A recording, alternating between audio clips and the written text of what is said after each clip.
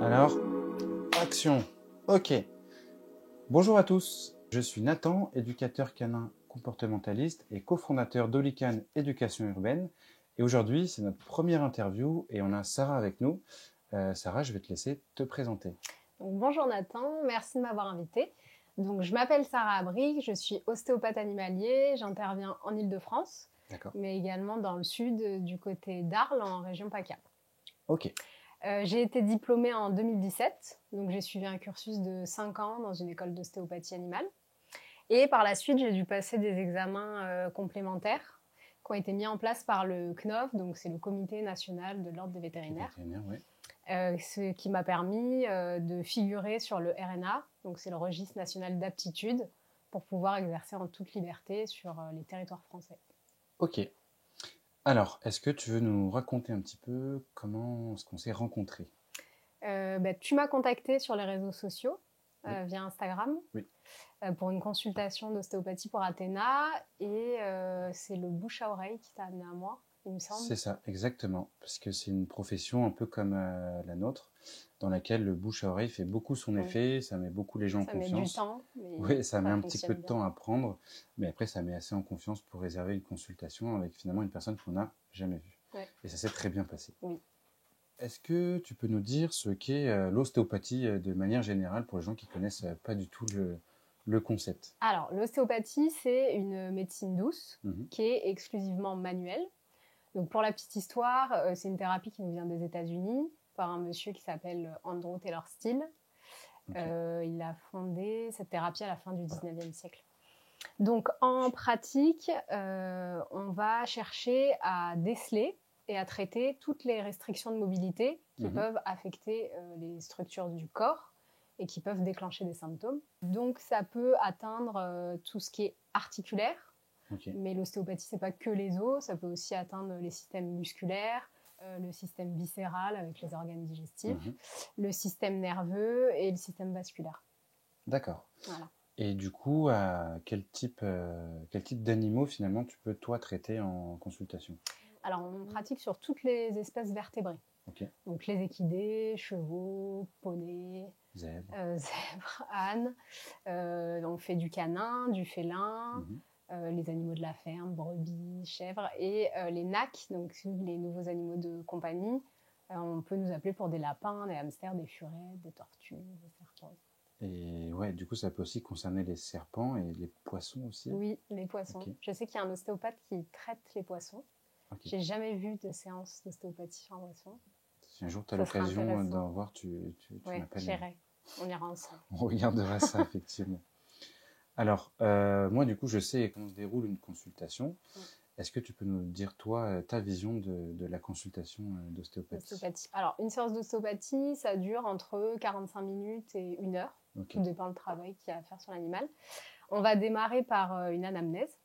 Donc, on va s'intéresser à la vie du chien, le passé du chien. Est-ce qu'il y a eu des accidents, des chirurgies ? Est-ce qu'il y a un traitement en cours ?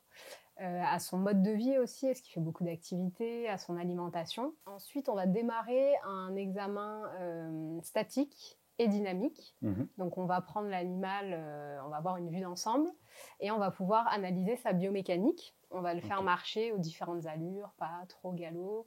On va le voir sur des cercles et on va pouvoir apprécier s'il y a des boiteries, des raideurs, des disharmonies dans les allures. Okay. Et s'il y a une perte de performance aussi. Ensuite, on va pouvoir faire nos palpations et nos testings sur toutes les articulations du corps pour déceler les restrictions de mobilité. Et en fonction de ce qu'on va trouver, on va essayer de faire le lien entre les différentes dysfonctions anatomiques, physiologiques et biomécaniques pour établir le meilleur traitement pour le chien et décider des techniques qu'on va utiliser. On ne va pas manipuler un chiot en pleine croissance avec des articulations fragiles, comme un chien sportif ou un chien qui souffrirait d'arthrose, par exemple. Ok.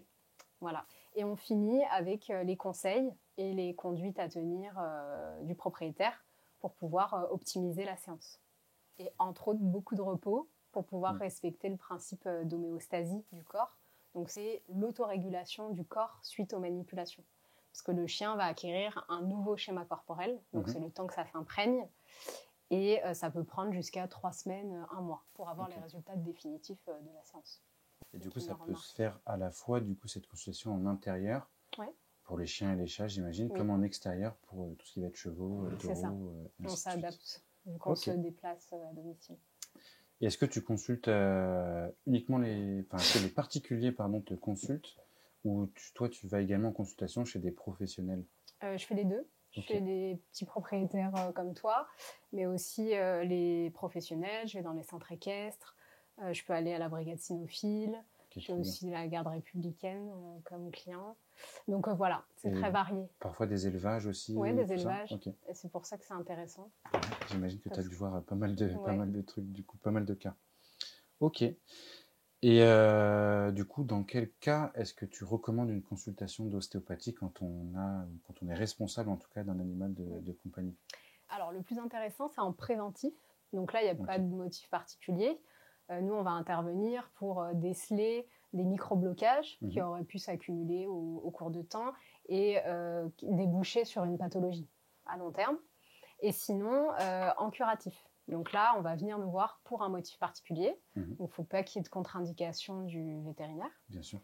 Mais à ce moment-là, ça va être par exemple pour des troubles de la locomotion, des boiteries, des raideurs. On observe une perte de performance. Les raisons pour lesquelles d'ailleurs je t'avais contacté la première fois. Oui, c'était pour des boiteries et des raideurs du dos d'Athéna. Oui, liées à sa dysplasie. Ça peut être aussi pour du bien-être et du confort sur des chiens âgés qui souffriraient d'arthrose. On va venir soulager, redonner de la mobilité, lever les compensations pour vraiment apporter une certaine qualité de vie aux chiens. On a aussi pour des changements de comportement, parce qu'un chien qui est douloureux peut être réactif avec ses congénères et avec ses humains. On a aussi pour les suivis de chiens sportifs qui fera une activité comme le canicross, la randonnée, là, tout ce qui est agility aussi, attelage, j'imagine. C'est ça. Sûrement les chiens de chasse. C'est ça. Ok. C'est intéressant en cas de chien réactif sur l'humain.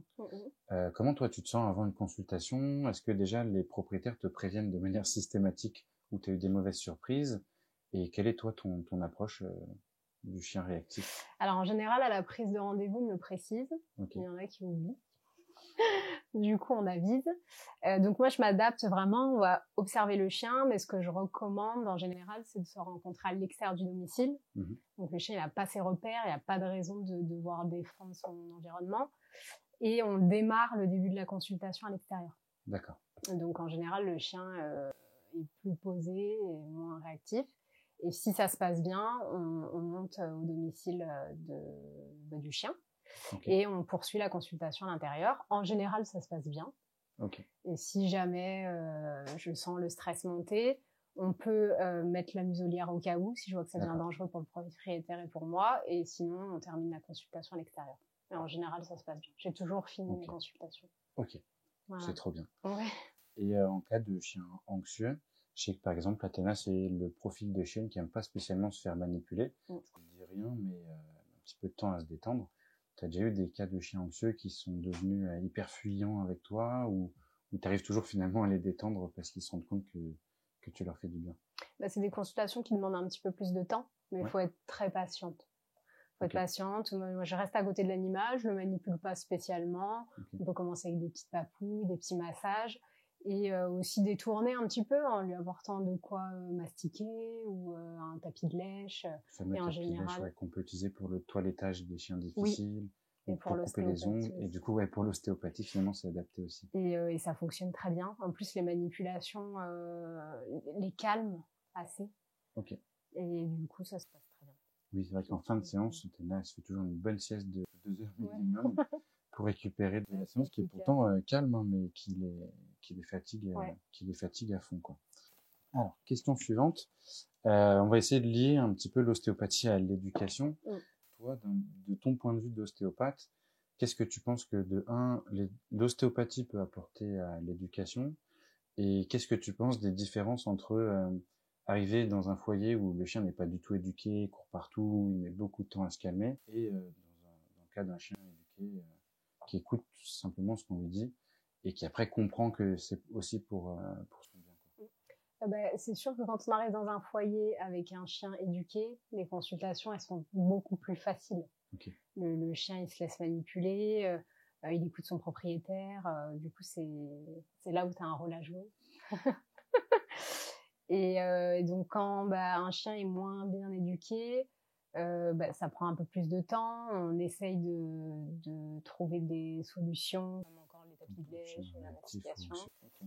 Donc finalement, ouais, on est sur deux disciplines qui se complètent, bien.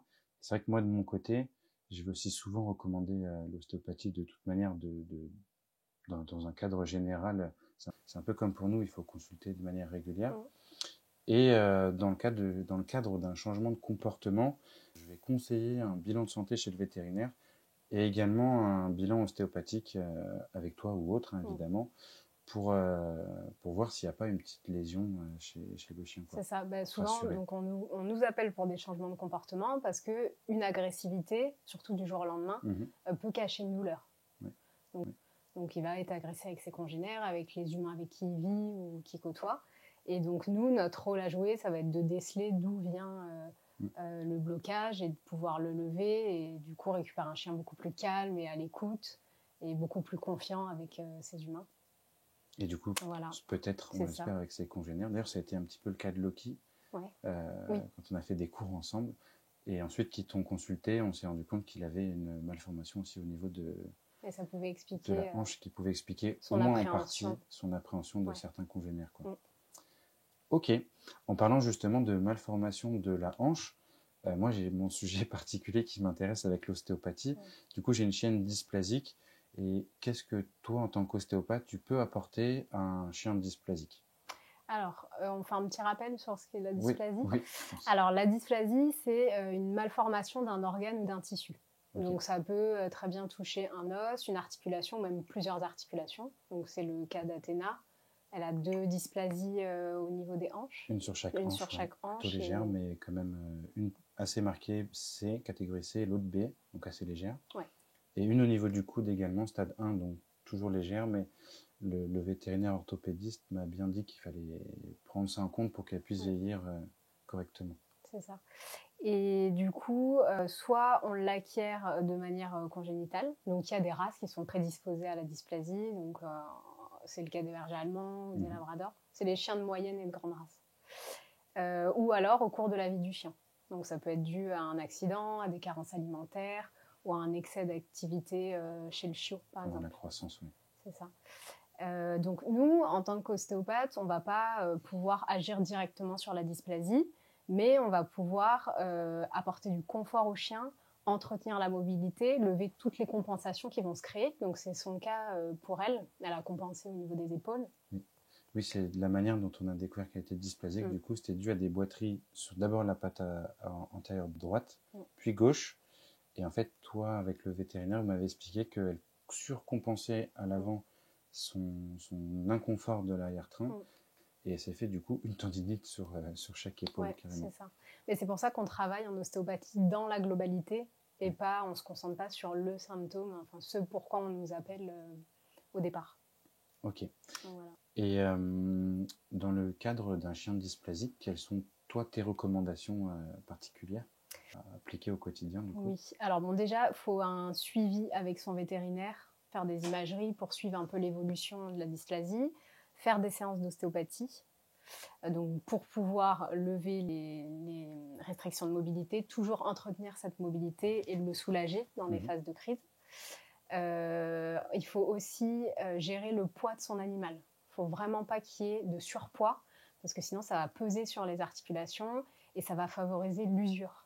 Et du coup, j'ai une question. Dans le cadre d'un individu qui n'est pas en surpoids gras, mais qui est en surpoids parce qu'il est très musclé, est-ce qu'il faut également le faire maigrir ou le muscle va soutenir au contraire l'articulation et c'est pas plus mal? C'est une très bonne question. Il faut absolument développer le système musculaire d'un chien dysplasique. Parce que ça va venir contenir l'articulation et la soulager. Elle vient la protéger. Donc, c'est bien aussi de se rapprocher d'un physiothérapeute qui va vous proposer tout un tas d'exercices pour pouvoir développer ce système musculaire. Et pour les chiens qui le sont déjà, du coup, il faudra juste entretenir. Ok, ça marche.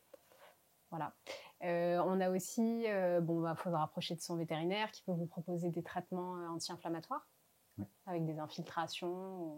Il y a plein d'autres techniques qui existent. Vous pouvez aussi faire des cures de chondroprotecteurs pour les articulations. Donc, c'est une molécule qui va venir se fixer sur l'articulation et venir la protéger pour éviter l'apparition d'arthrose un peu trop précocement. Ok. Il y a la nage aussi qui est très recommandée, toujours pour développer ce système musculaire. Ce qu'on fait beaucoup avec Athéna pour le coup, en été, quand il fait pas froid. Oui, et en plus ça rafraîchit. Il faut garder une activité physique. Il ne faut pas rentrer dans le cercle vicieux de se dire il a mal, du coup on va le garder au repos. Il faut toujours entretenir une activité physique, mais en fractionné. Okay. Voilà, faut gérer son chien, même s'il a beaucoup d'énergie et qu'on a envie de lui faire plaisir et rester encore plus longtemps en promenade. Donc plutôt que de faire une grosse balade de 2 heures, il vaut mieux faire 4 balades d'une demi-heure dans la journée. Il vaut mieux fractionner. Ok. Quand on peut, évidemment. Quand on peut le faire.